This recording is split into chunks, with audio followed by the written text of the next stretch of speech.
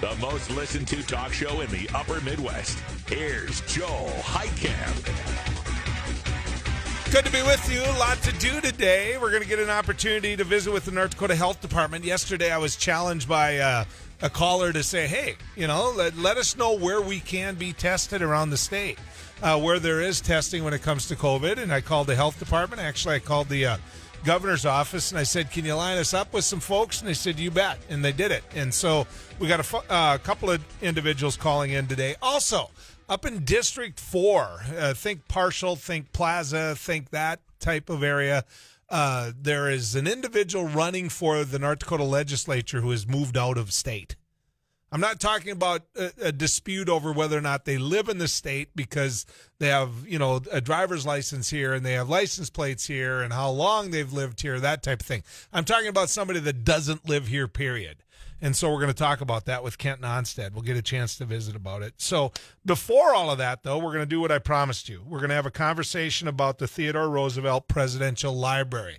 To say that this hasn't been controversial would be an understatement. It has been. I mean, there's been a lot of discussion in the legislature. You might remember that in the beginning when the legislature funded it, when they debated it, there was a tie into Dickinson State. Then it went away from that, and the committee looked at putting it in Medora, which is where the plan is right now, that it's going to go in Medora. Well, in the last week, you've heard about how, they've looked at all the different plans, and they've taken a look at what they want to build. The designs are there. And we've got them in front of us right now. If you haven't seen them, when you go back and listen to the podcast of the interview we're about to do, you'll be able to see it there. And you'll be able to find the link that we're talking about. Ed O'Keefe is the boss of it. He's the CEO of the Theodore Roosevelt Presidential Library, and he's good enough to come in today. How are you, Ed? I'm excellent, Joel. Good to be with you and Amy. This is quite a project you're taking up here. Yeah, it sure is. I mean, it's for North Dakota. I know that you mentioned the controversy that has surrounded the project, and I think that that's just a sign of an incredibly ambitious and visionary project. I mean, we're in the process of raising $100 million in private philanthropy to unlock that $50 million endowment from the state. And, it's going to be an enormous economic stimulus for North Dakota. So how far are you away? We're very close. We are going to unlock that endowment before the 2021 legislature comes into session. You're that close. We are that close. Okay. Now, it's been reported, it's known that the Walton family is behind this project, that the ties that one of the Waltons, the daughter-in-law, or I don't know how to describe it, but she has a tie to the area and she wants to invest in it. Yeah, I think that's I'm so glad you asked that question because, Melanie Walton was born in Williston, North Dakota. She likes to say that she has been going to Medora since before birth. When her mom was pregnant with her, she went to the Medora musical, and her father and grandfather helped lay the cornerstones of the amphitheater, the Burning Hills Amphitheater. They have deep, deep roots in North Dakota. If not for those roots, they would not be involved in this project. And so I like to think of this initial $100 million, which is it's an astonishing amount of money to raise for a project in North Dakota. It's all going to be rooted in North Dakota.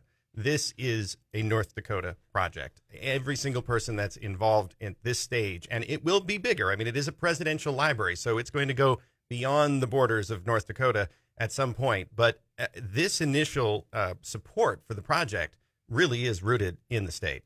Well, the individuals who have raised questions about the project, myself included, I don't have any problem with $50 million coming from out of state. I'm okay with that. And if it ties to Fair. Williston and to the state, there's no problem with that at all. So to the Walton family, I would only say thank you very much. If the project ends up being everything it appears it's going to be, it's, thank you, because it's going to be here for a long time. That being said, it did change from Dickinson State. It did change from a community like Dickinson that some of us said gives the opportunity to be more of a 12-month out-of-the-year destination than what Medora is. And so I want to give you a chance to speak to that. Yeah, I love that question, too, as well, because, first of all, let me say the last in-person meeting that we held right before we were essentially shut down for a period by COVID was on March 9th in Dickinson, North Dakota.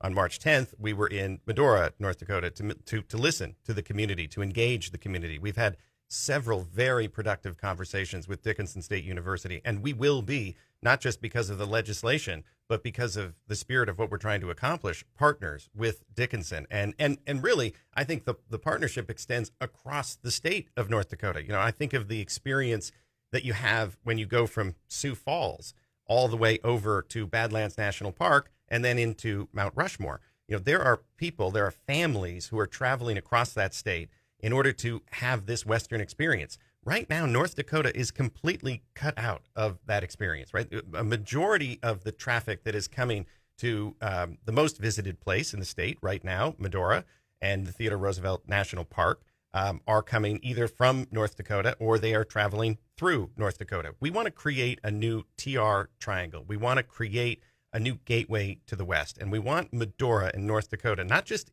itself, but again, all the way back to Fargo, where people can come through this state. They can experience the beauty and the landscape of the state. They can have all kinds of experiences with their family. And that gets to your other question about the seasonality of this project, right? Well, first of all, North Dakotans are not afraid of winter, right? I mean, so the local community can certainly have plenty to do in and around this facility year round. But what we are talking about doing is thinking about the programming year round, right? So, there's going to be a high season from Memorial Day to Labor Day. That's obvious. Right. So what do you do in the outside months, right? We're talking with a really interesting organization called Nature Bridge. Nature Bridge takes a page from post-World War II, where veterans were allowed to use national parks almost exclusively. Sometimes they would shut down the park and only make it available to veterans for PTSD and resilience recovery programs. Could we do something like that with Theodore Roosevelt National Park in January and February? Could we think about, we've had really excellent conversations with the education department and Kristen Baszler. Every 4th and 8th grader in the state of North Dakota currently gets to take an overnight trip. What if that trip were to the Theodore Roosevelt National Park and to the TR Library?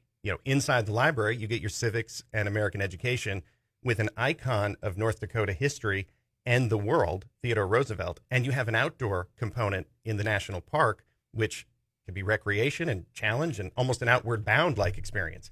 And there's models throughout the United States with cultural institutions where that is philanthropically supported, right? So that doesn't cost the state anything.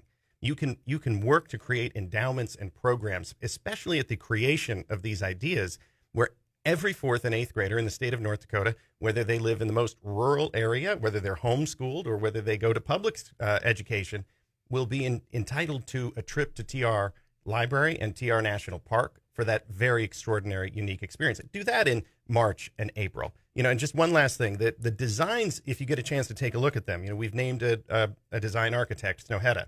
A lot of people are in front of their computer right now. Tell them where to see the designs. You can go to trlibrary.com/project and see the designs. If you just go to trlibrary.com, you'll be able to navigate very easily to the design concepts that I'm referring to. Snohetta is a world-class, absolutely phenomenal design architect. They designed the 9/11 Museum, the only cultural institution on the World Trade Center Memorial site. They've done most of the Norwegian national parks, and they did this extraordinary building in Oslo, the Opera Building, which you'd say, well, what does an opera building have to do with TR Library? What they did is they actually created the architecture in such a way that 25 million people have come to the Opera House, not to see opera, but to go sledding on the building when it snows in Oslo, because they created a place where communities could gather, where people and families could have picnics, go sledding. They could use the building as a part of their experience, not necessarily go into the library. So that's what we're hoping to do here as well. If you look at those designs, this encourages you to get out, to take a walk, to go take a hike, to get on horseback, to understand why Theodore Roosevelt came to North Dakota. He came for the beauty of the Badlands. So the design of the building, folks, when you see it, it's going to jump out at you. Actually, it's not. When you see the overall picture, it's designed to blend into the Badlands. I showed Amy it a second ago, and she's like, kind of, where is it? Right? I mean, you held up the photo and you said, "Hey, can you see the library in this photo?" And you were a ways away from me. In fairness to me, you were like but 6 feet away from me. That's the point, though. And I said, "No." I thought they thought it was a joke, and he's like, "Well, yeah, that's the point." And he threw it at me, and I'm like, "No, I can't see a library. Like, where is the library?" Tossed. Yes, gently tossed. Gently tossed. Yes, that's important. But it does blend in so well. That was obviously the goal of the design. Well, such a nod to the beauty of the Badlands. And that's exactly it, Amy. I mean, that's exactly it. We went with Snøhetta, and it was a unanimous decision, which is very, very rare. I mean, we have 12 people on the board of trustees of the Theodore Roosevelt Presidential Library Foundation. That's a jury, right? Getting a jury to come to a verdict and agree on anything is very challenging. This was unanimous because of the point that you made, Amy. Snøhetta's design is with nature. It is not representational in the architecture itself. There was a real debate. TR is a dynamic duality. I like to say that Theodore Roosevelt is like a Rorschach test. What you see in him says more about you than it does about him. And we didn't want the architecture of a big, bold building to take away from why he came to North Dakota. But there's two schools of thought on that, because number one, Theodore Roosevelt, when people think about him, they're more apt to think about New York. And then you think a big, bold, tall, whereas when he was in North Dakota, I think this does represent. Let's talk about that. Why he was there. Yeah. Right. Let's talk about it when we come back. Let's get to the weather cave and find Too Tall Tom Szymanski. He'll let you know what's going on in your weather. Tom? Fog advisories in effect for portions of eastern North Dakota back into the north central areas, and that's until 10 a.m. The fog, wherever it is, will be lifting on out. Variable amounts of cloud cover today. Showers in southeast Minnesota coming to an end. Daytime highs will range from the 60s in the far north to the 80s in the far south. Most of us will be somewhere in the 70s. Overnight tonight down into the 50s. Some rain showers could pop up in northern parts of North Dakota and eventually by late night reach northwest corner of Minnesota. And then tomorrow and from west to east across Minnesota by the midday. Look for 70s to near 80 for tomorrow with a gusty westerly wind developing across the Dakotas during the daytime tomorrow, with Saturday looking like a showery day and cooler temperatures with a gusty westerly wind. 61 in Minneapolis, Detroit Lakes 54, and Crookston 52, Park Rapids 57, Pierre and Aberdeen at 55, and Sioux Falls is 63. Henninger and Dickinson 52 degrees. Right now, Williston's at 55, Minot 47, 50 right now in Bismarck, Jamestown's at 51, Langdon 50, and Grand Forks is 47. Fargo right now checks in with 51. Too Tall's town of the day. Langford, South Dakota, 54. I'm meteorologist Tom Szymanski from the News and Views Regional Weather Cave. This is News and Views with Joel Heitkamp. We'll be back in a moment. Stay tuned. More with Ed O'Keefe talking the Theodore Roosevelt Presidential Library here in North Dakota. More of that when we come back. We'll take your text messages at 35270. Where has the Pioneer Audio Tour taken me today? Well, this is the first time it's taken me outside the continental U.S. I'm at Pioneer's Trait Integration Facility in Puerto Rico.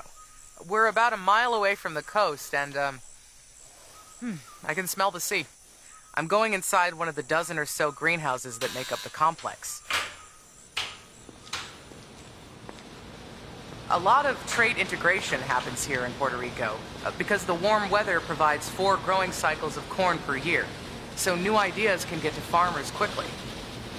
It's a very important step in the pipeline. Once traits are incorporated into a new corn or soybean line, they can protect the plant and its yield potential against stressors like insects and herbicides. The Trait Integration Facility in Puerto Rico. Another place that makes Pioneer, Pioneer. You'll hear more from me later. For now, let your local Pioneer sales representative hear from you. With harvest time approaching, you should know that throughout Minnesota and North Dakota, there may be pipelines buried underground on your farm, and if you hit one, you've got trouble. So before installing drain tile, deep tilling, or cleaning out ditches, call 811. We'll come out and mark any buried pipelines at no charge. For more information on pipeline safety, visit pipeline-safety-info.com. A public service message from New Star Energy and Magellan Midstream Partners, LP. Hey, America. This summer, pledge to stand united behind the grill.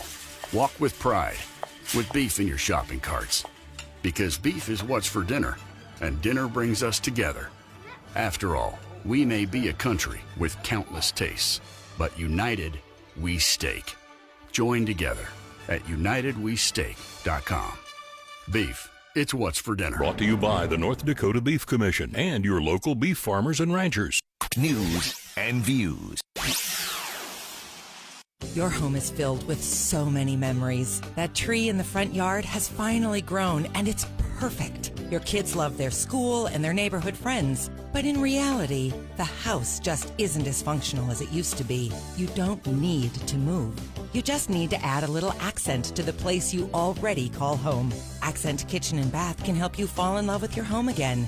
From a simple kitchen redesign to create that open floor concept, to updating your bathrooms, to even adding on additional rooms for more livable space, Accent can do it all. With 30 plus years of remodeling experience, a 10,000 square foot selection showroom, add in our free design services coupled with veteran lead carpenters, you can keep building memories and create a space you love with Accent Kitchen and Bath. Get started with an in-home visit with our free design team today. Accent Kitchen and Bath online at chooseaccent.com. Accent Kitchen and Bath, the perfect showroom for your home. This is your KFGO FM Minute. The Fall Parade of Homes is the last 2 weekends in September. Find authentic classic designs and original trends like exposed beams, farmhouse style, and natural woods. See ParadeFM.com for more. Grand Forks Food and Truck Festival and Oktoberfest, bringing the flavor to the Fork, September 25th through the 27th. 15 specialty food truck vendors, non-food vendors, and a special food truck competition every day. All happening in the Grand Cities Mall parking lot. And that's your KFGO FM Minute. Hi, Jeff from a Cutting Edge Gallery of Jewelry. Many people have taken advantage of our September diamond sale, and I'm asking you, what are you waiting for? You're going to get a much bigger, whiter, brighter diamond for your money. Everybody wants a beautiful stone that dances, glows, and glitters. This is your chance to get the world's best. We'll see you over at a Cutting Edge, 4507 33rd Avenue South, right here in Fargo.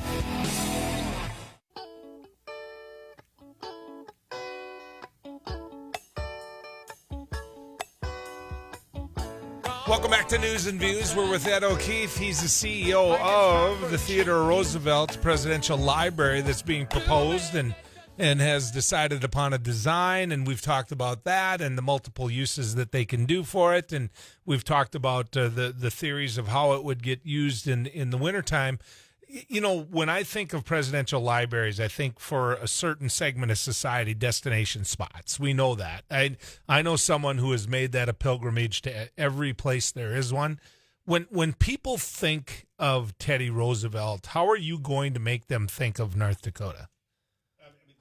You know, in terms of North Dakota itself versus New York. You were talking about this before the break, and I think it's such an excellent subject to talk about because, again, this is the duality of TR, right? Theodore Roosevelt was a New Yorker by chance. He was a North Dakotan by choice.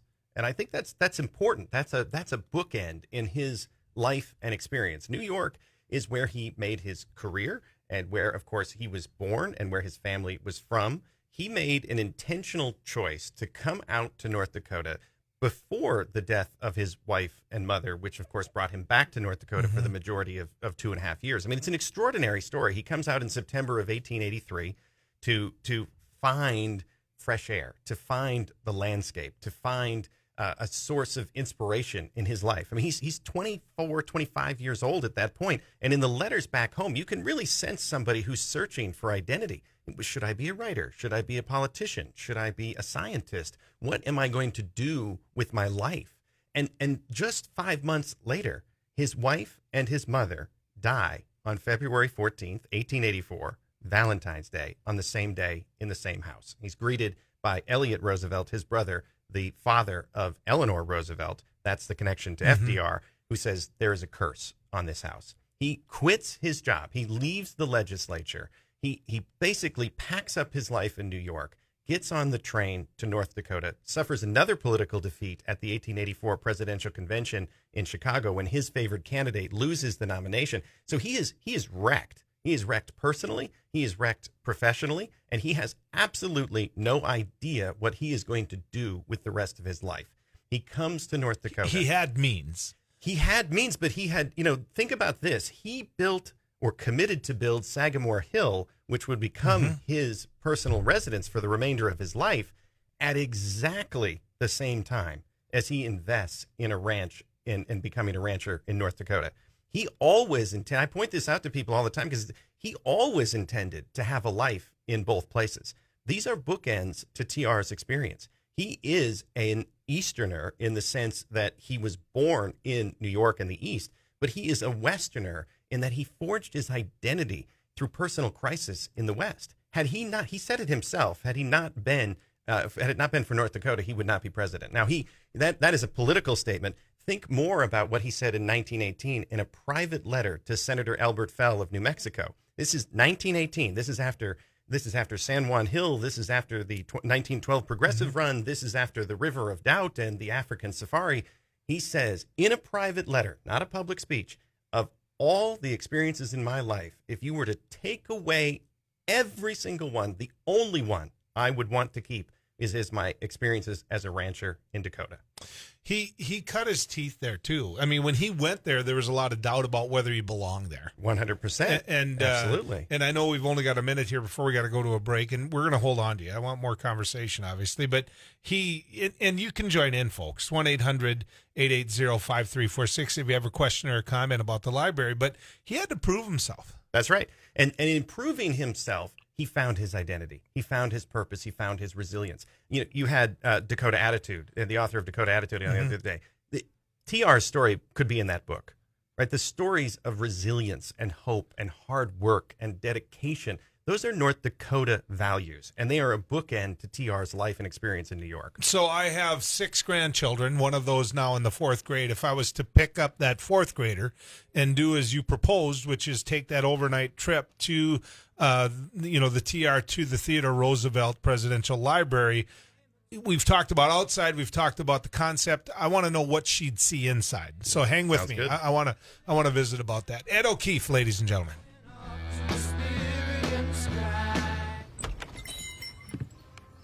I need the soft.